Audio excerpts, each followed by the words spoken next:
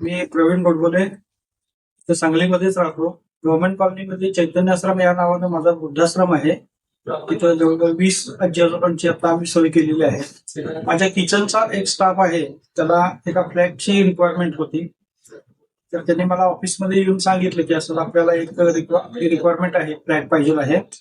तर राजेश पुंगे सर आहेत, हे माझे मित्र आहेत. एकतर आम्ही रोटरियन आहोत आणि BNI चे सुद्धा आम्ही दोघं मेंबर आहोत विश्व चॅप्टरचे. त्यामुळे मी राजेश सरांना फोन केला की मी यायला लागलोय आणि असं माझ्या या एका स्टाफला फ्लॅटची रिक्वायरमेंट आहे. आल्याबरोबर त्यांचे जे स्टाफ होते त्यांनी लागलीच मला 4-5 लिस्ट दिली, 4-5 फ्लॅट साठी जे अवेलेबल त्यांच्याकडे होते रेंटसाठी. तर त्यांनी मला लिस्ट दिली. त्यांचा स्टाफ स्वतः माझ्याबरोबर आला.